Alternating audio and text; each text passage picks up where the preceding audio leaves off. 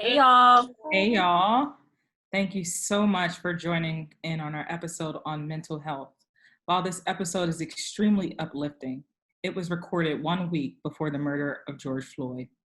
While we do not dive into the conversation in this episode about the murder of George Floyd and the subsequent protests, we held an in-depth and passionate conversation in our 3-part episode on Blackness, now available on YouTube. We thought it was necessary to discuss mental health and wellness within the Black community, especially in light of the COVID-19 pandemic and the fight against systemic racism. We believe this conversation is meaningful and important, and we hope that it's impactful and you walk away with something good. So please comment on our YouTube channel, Stuff and Things Crew, and follow our Instagram, Stuff and Things Crew. We want to hear you. I think it's so please subscribe, but. Subscribe! Subscribe!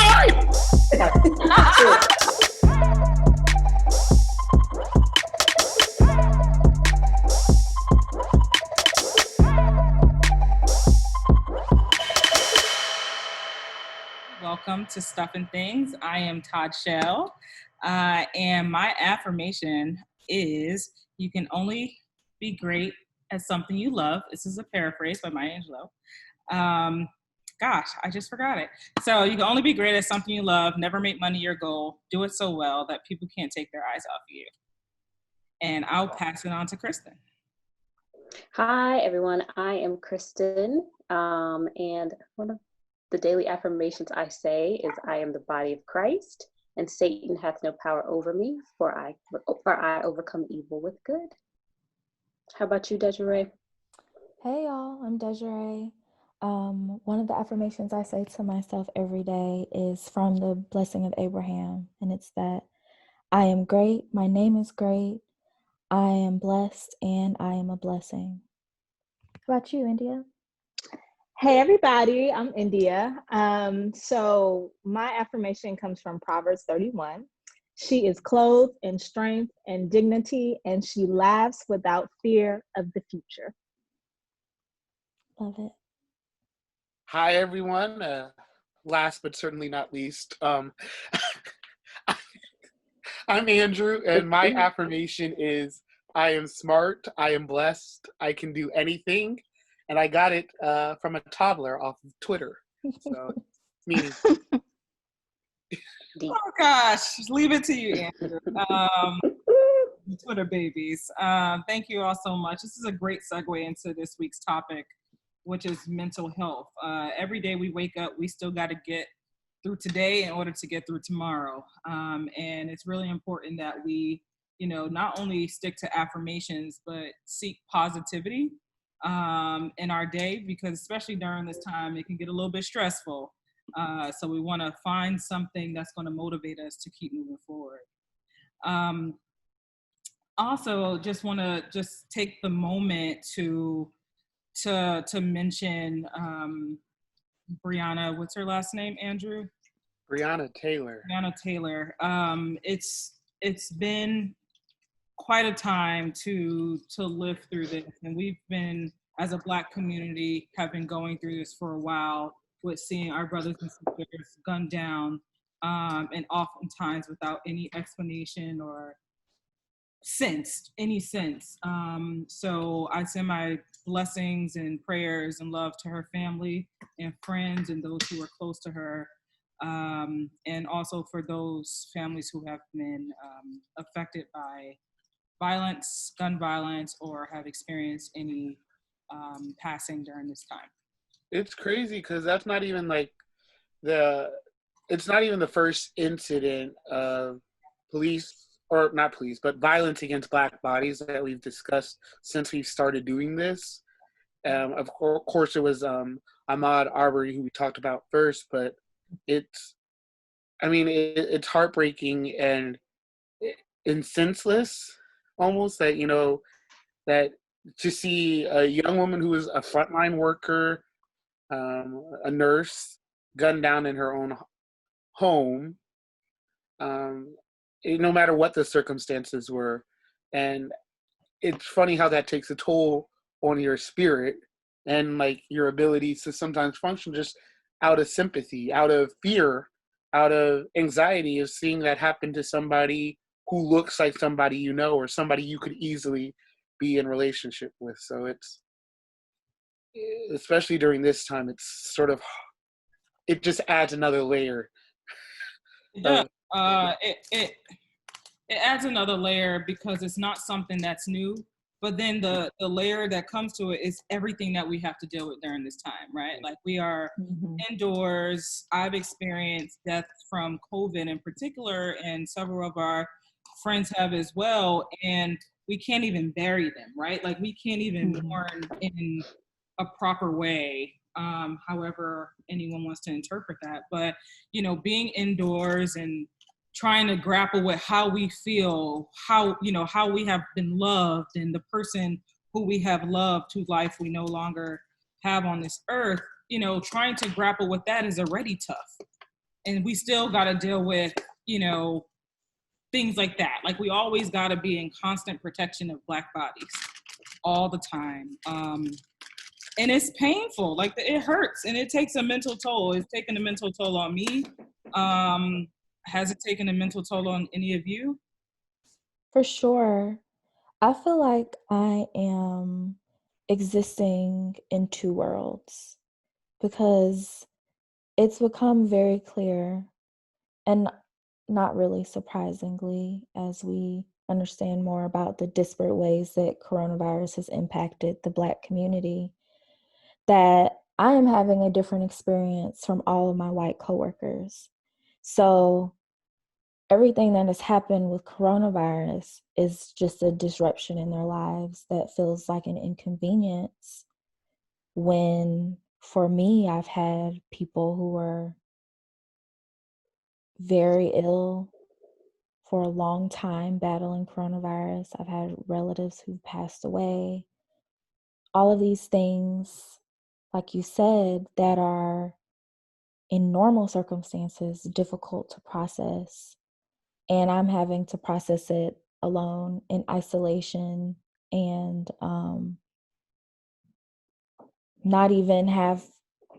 it's not even a thing that the people that I work with can conceive because it's literally not their reality. So I'm having to basically visit their reality so that I can be effective in my work and in my communication with not only my colleagues, but with my clients, and still having to balance all of the personal issues that are going on in my world. And frankly, over there, just it's a fantasy to me. Like it almost doesn't exist, and it makes it harder for me to be a part of it because it's becoming so far removed from my own personal experience. That's very real. And, you know, you have to work with them in virtual environment for, 8 to sometimes 10 hours a day, right? Yeah. So it's like, it's hard. Like, it's really hard. This morning I had a really hard time working because I felt depression coming on, with the accumulation of everything that's happening around me. It's wild. Anybody else have anything to add? I mean, I was talking to my therapist this week, and talking about like sort of charting through the past couple of months, because this week was the second month since I've turned 30. And I was just sort of like trying to review maybe the past 2 months and sort of get a little bit of perspective on it, and realizing like, the first couple of weeks of being in quarantine was about, this sucks, this is horrible, and sort of just living sort of boundless in terms of like, eat whatever you want, do whatever you want. I mean, I'll go to work and I'll work, but it's just, it's going to end soon. And then maybe once the first month set in, it's sort of like, oh, this is real. And that's sort of where you started to see, at least for me, people people being affected by it, family members and people dying, and starting to really see, oh, these numbers are increasing at a rapid rate, faster than the projections. And then it was sort of like, that's when things started to feel like really overwhelming at work. And it was just like, and there were a couple of days where it's like, you know what? I mean, I'm going to do the bare minimum. I'll answer emails if I'm emailed directly. I'll call into meetings if they're scheduled, but I'm not getting out of bed because, I mean, and realizing, and then because I've been in therapy, I was able to diagnose that moment. Like, oh, this is the depressive mode. And you know that depressive modes, they'll end at some point. So let's ride the wave until it ends. Let's not freak out. It ended, and then it was more like, all right, how do we make this a new normal? Because this is normal now. It's no longer saying, oh, this is so weird. But like, we're 2 months into this, and almost 2 months into this, and it's like over 2 months into this. And it's like, this might last longer, and this is going to affect how I interact and live in the world for the future. So it's definitely taking its toll. But I think part of mental health and mental wellness is, for me, has been able to understand, like, what's the season you're in. You can't expect always to operate at 100. You want to, you have that, and sometimes people put that expectation on you, but like, you just can't. And so one of the best things for me with dealing with it has been able to say, all right, this is the moment that you're in, and sort of understand that, don't freak out. It's just a moment. It will pass. Do what you need to do to get through this, but also know that on the other side, you're going to have to face real, like, all right, there might have been some productivity issues during that time, so let's gear it up or something like that. But that's how sort of I've been dealing with it. Just, I mean, I guess through simply through acceptance of, hey, this is a difficult time, and you will have lower moments than your higher moments, and in that, this is sort of normal. This is normal. Yeah, and you mentioned that it's a moment. It's a long moment. I'm not gonna even lie. Very long moment that we are in. And I'm just like, you know. And I feel like, I'm sorry. Oh, go ahead. Go for it. I feel like we've kind of reached not even the tipping point, but this is the hardest point too, of like, you know, like you were saying in the beginning, it's like the first few months, it's like, oh, okay, this is really crazy. We're taking the proper steps. We're taking precautions to stay at home and watch and wait for this to pass. And then it's like, okay, and everybody's like, it's going to be a little bit longer. And it's like, it's going to be a little bit longer. You know, we're going to wait for a vaccine. We'll see how things pan out. And then we're like at this point now of like 2 months of like, oh, this is going to be here for a minute, like a minute. Then 12 to 18 months was like, okay, just sounded like numbers, but now it's like, oh, we could be dealing with this for quite some time. And I feel like I'm like over the stigma of like wearing masks, like going into the store too, because you know in the beginning you're like, oh, I gotta wear my mask, but now it's just like another part of like, put your lotions on, grab your keys, grab your mask to go places. And I thought that was kind of freaky too, of like normalizing the abnormal at this point. And also to your point too, Andrew, of like feeling really overwhelmed and just like feeling very weighed down in the beginning. I feel like I'm experiencing more frustration at this point. Like weighed down at the beginning in terms of like, you know, just trying to take in all of the information at the beginning, and then just like the hard part too of just like the separation of family. I know I mentioned to a few of you all, but like over the weekend, my mom and I drove down to Columbus, which is my mom's hometown, because one of my aunts has been sick, and she's been back in the hospital now, but you know, praying that she will be fine. But we just went down because we wanted to lay eyes on her, and it's like we had to talk to her through her window and her door, and it was just like social. I mean, like being Southern too, like you want to hug people, you want to embrace them, like that's part of our love language, part of the way, you know, we try and make others feel safe and feel loved. So just trying to process all of that. But I think one thing that's been helpful is like right now quarantining with my parents, of like just seeing the way it affects them. Like it's definitely bothering them, but there's kind of a sense of peace and calm that I don't have, and it's because my mom's like my parents are like, I've experienced many things in my life at this point. They're like, this is very crazy. I've never experienced anything like this before, but that's like, we will get through this and it'll be okay. So it's nice to be able to, I don't know, it's nice to just have their presence and have them around. That's been a bit more of a calming presence for me, of having my family in that mature, even more mature perspective than us being quote unquote adults, right? But yeah, it's a lot. It's a lot. And it's a lot too, like being like, I don't know when I'm gonna see you guys. Yeah. I think it's really good to find something in it and step outside and say, hey, it's good that I'm quarantined with my parents. And I think that's the root of healthiness, I guess, is being able to look at your situation and find things to be grateful about, or just find, it might not exactly make you happy, but it's something to have express gratitude. So I think that's really good to say, like, outside of the immediate circumstance of, oh, this sucks, but able to say, like, all right, I'm with my parents, and that's a good thing. Yeah, I was having a similar conversation with my therapist this week. And so one of the things she asked me was, okay, we're all experiencing COVID-19 together, but what is it that I want to continue to maintain once this is over? And so she challenged me to create a list of the things that the things I've picked up, the things that I've honed since I've been isolated, and those things that really are positive and things I want to continue to do. My experience has been a little bit different in that you all know that I'm a natural born introvert. So for me, and I have to be careful how I phrase this, because I don't want it to seem like I'm insensitive to what's going on around me. But the isolation for me is almost comforting, because it's who I am. I enjoy my peace. I enjoy being alone. I enjoy time to reflect.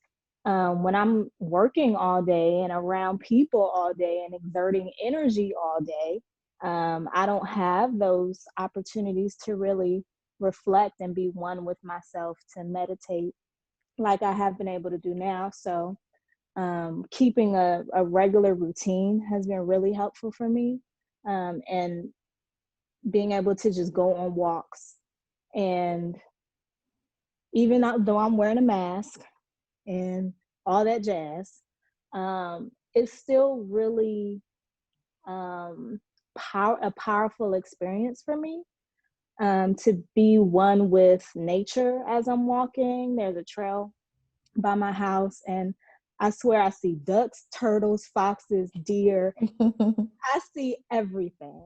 And then there's a stream, and just in the stillness of hearing the waters, like, it's just really comforting for me.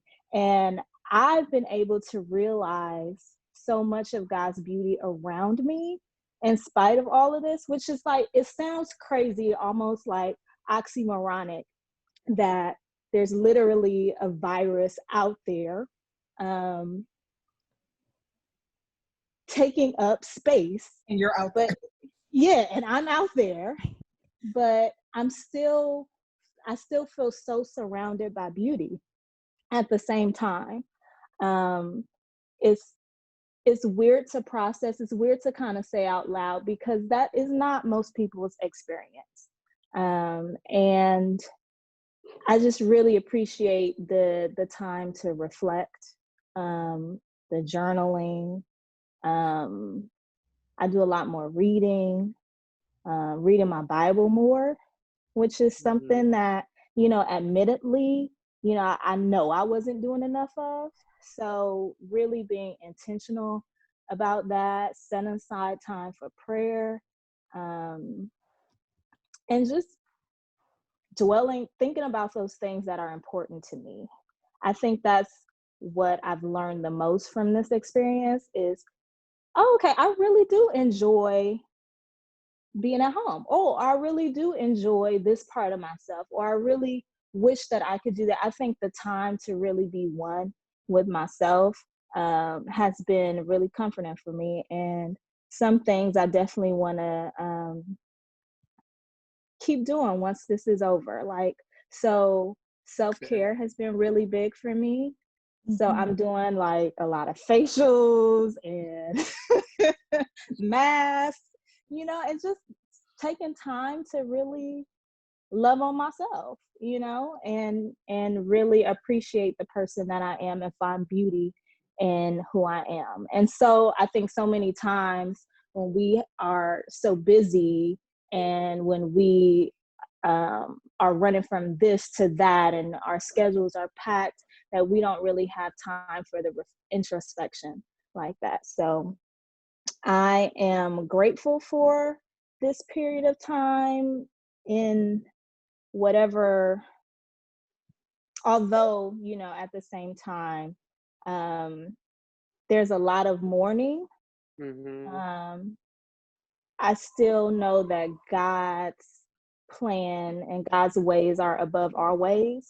And I don't know why it's happening. I can't figure it out. And it's not for me to figure out, but I do think that there's beauty in the darkness. That's exactly where, like, beauty from ashes or something like that. You sometimes in darkness, you're supposed to you can find it if you look for it. And I think that as somebody who is having a little bit of a different experience than that, I think that the way that I'm connecting my experience to what you said is that I've learned a lot more about what I need, which I think I sometimes distract myself from by doing a lot of stuff. By running around and doing a lot of stuff. I say, like, wait, there's a lot more that I need that I'm not regularly doing for myself, even outside of being in isolation, and saying, like, hey, there are some changes that you're going to need to make moving forward. And those changes don't put it off until Corona ends or isolation ends, but like you get to decide to start making those changes today. So I think the idea of like being more appreciative about stuff is something that really resonates with me as something that I know that I need to be doing more.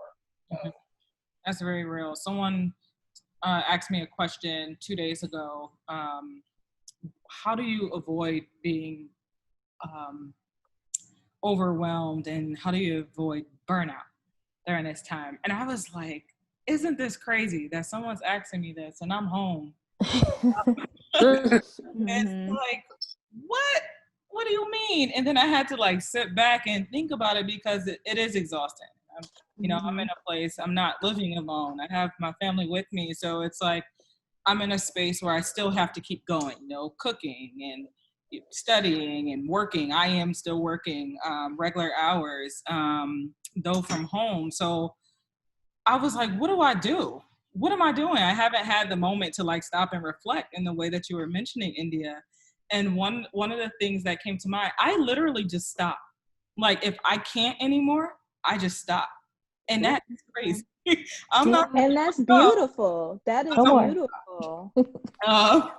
And I was like, I just stopped. And that is something interesting to come to terms with, because I have a very similar vibe to Andrew, where I'm always doing something and I know there's something that I need to do, but I don't intentionally put it off, but I put it off and I'm doing something else to stay busy and involved and engaged until the last minute, well, something actually has to get done. And then it gets done. But it's like, I'm just stopping. I'm like, you know what? I ain't got no in me. And give yourself grace for that. Give yourself grace for that, because this is a crazy time that we're living in, and I think that we're all figuring it out. So allow yourself to live in each moment and live each day, literally moment by moment, without expectation. Literally, like the scripture said, laugh without fear of the future. Yeah. There's levity in that. So I've always been fascinated by the story of Elijah and after him Elisha. And there is this little passage of scripture somewhere in Kings that I have applied to my life within just like the last year, where Elijah learns that Jezebel wants to kill him, and he runs into the woods and asks God to kill him. He's like, take me now. This is too much. I just take my life. I can't do this. I done all this work for the Israelites. They not listening. And now they want to kill me. You do it. So God. But see, like, even in that context, DeJoiré, that was right after like a major victory of Elijah. It was. Right? He had done something really phenomenal, right? And then, like, after doing that, maybe it was exhaustion. But he said, you can't take me down. God says, go to sleep. Mm-hmm. So he rests. And then he's awakened by an angel, and they give him something to eat and something to drink. And he goes to sleep again. And they do it again. Eat, sleep, eat, and drink. Before he goes on to the next step of his journey, which is when he's preparing to meet Elisha. And that little passage is not that many verses, just about him sleeping under that juniper tree, eat, drink, and repeating it has been so powerful for me, because it reminds me that we have the tools already within our reach to recharge when things feel too overwhelming or when we're feeling exhausted. We can find a way to rest or recharge, whether it's through actual sleep or through practicing meditation or mindfulness. We get our blood sugar up and we get hydrated, and we keep doing that until we feel better. But like, that often runs counter to a lot of maybe how, I mean, as like people with like spiritual backgrounds and like, or even not even just spiritual backgrounds, but people who are descendants of people who went through some of the most traumatizing things you'd ever think of. And you think, like, slavery was what I'm referencing, and Jim Crow, and like the civil rights movement. It's that you think that you have to have the strength to continue on, and you think it's weakness, mental weakness or emotional weakness is a sign of weakness. Means weak. You're weak. That is what you are. You are weak if you express mental or emotional, spiritual weakness. It's something that runs counter to what's taught in the church, but it's also something that's in our communities, right? And I think one of the things that, I mean, what we're getting even from this discussion of like the Bible is that there are many instances of very strong people, of people we look up to, or people whose examples like Elijah. But even like I was going to mention Jesus as one of my favorite examples of like people who go through mental frustration. Now that's part of the normal course of life. Like, one of my favorite instances in the Bible is like Jesus in the Garden of Gethsemane, praying until blood spills from him because he's stressed out about going to the cross. He didn't want to do it. And we often think that we have to project or be stronger than I think we have the capability of being. And that, to your point, is like that in the ways to challenge that for ourselves, or the way to handle it, is rest. Being able to throw up our hand and say, I can't do it. And that's hard. And that's hard for y'all too, because y'all are exceptional. Y'all been exceptional all your life. You worked hard through high school, through college. Like, y'all succeed, and it's hard to say for us. I think for me, I can't do it. Yeah, and I think a part of it is just the culture, right? The culture that we live in here in the United States, right? We've worked so hard, so we got to keep going. We got to always be on all the time. Like, there's no room, there's no time. And I can't even imagine in your field of law where, you know, I've heard stories of people staying in the office until like 2 a.m. because I'm like, okay. It turns you into a maladaptive perfectionist because you start, and meaning like you work and you work and you try your best, but it's never good enough. And you think you'll be good enough by working more. And one of the things that, what I was mentioning that I wanted to say that one of the things that DeJoiré said earlier that really affected me or helped me contextualize where I'm at and how I feel about my job currently is that, hey, maybe our situations are a little bit different than other people's situations as Black people, right? Meaning that we might be a little bit closer because, let's face it, Black people are suffering more from this than other people groups in the States. And maybe it's all a little bit more present for us in a way that it might not be with our white counterparts, right? And meaning that we're dealing with another layer of stress or reality than other people. And that's why, sometimes it feels like, oh, productivity is the goal, try to be as productive as possible. But there's another pressure on that's making, competing with counterparts a little bit harder. Yeah. That's very real. Were you going to say something, Dej? Thinking through what Andrew just said, and kind of piggybacking off what I said earlier, my job really is a major point of, it's the stressor right now. There are things going on that are impacting my family that are sad and hurtful. And those are things that I have to process and am processing, but my job feels like this thing taking me away from being able to do that processing in a healthy way. I work in project management in marketing.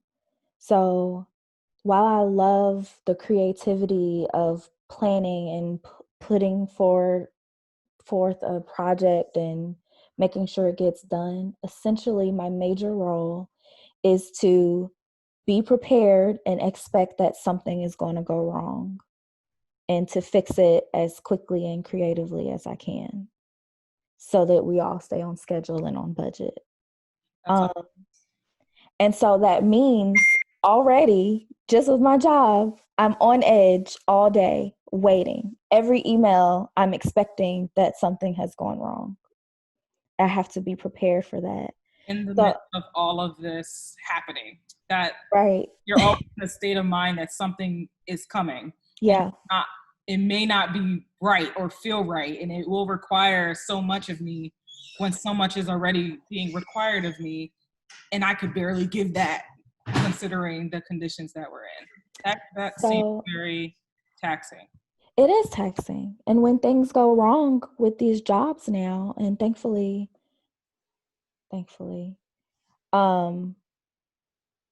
there's been a reduction in work, and I know that has a negative impact on a lot of different people in a lot of different ways.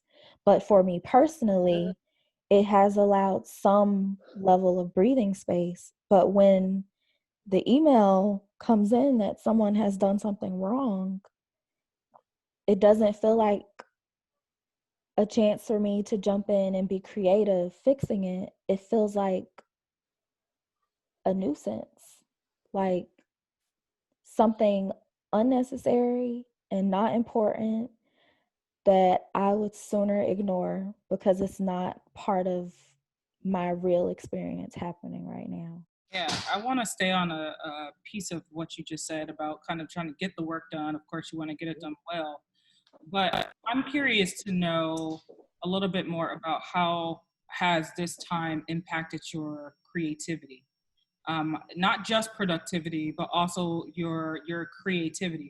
Do you find yourself still in a mental space to be able to create is maybe as much as you were creating before, to try to also balance out like this, now you have time, get it done? I'm just curious to hear your thoughts on that.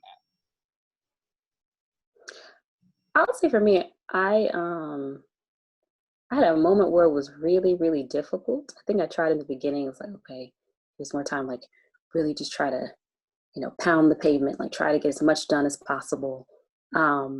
because we've talked about this before. Like in the beginning, it felt like kind of like, okay, we're running. We don't know what's going on, but let's just kind of keep running and get ahead of like the fear and the anxiety that like started to hit us in increments. But there was a moment I just felt kind of stuck and felt like I couldn't be as creative as I wanted to. And I think like what we're saying here, like it's a process. It takes time to process these things. You can't beat yourself up over having to take a moment to do your best to process. And then also kind of like in the midst of that too, right before Corona, like as many of you know, there's a short film I produced and wrote, and Andrew's gonna be in. I'm in it? And it's like in the beginning we had. I am in it. I remember. You're in it. Hopefully, we'll see. We'll see if you stay in it. We'll see if you stay in it. But like in the beginning, we filmed it and we had a lot of delays, and then there was a lot of ups. So like, okay, we reached a certain point there. Then things kind of tapered off a bit, and then right at the beginning of the year, everything ramped up again. I was really, really excited about it. We found a new editor. Things were rolling, and then like right when Corona hit, our main editor, she just kind of not really disappeared, but I couldn't really get in touch with her in the beginning.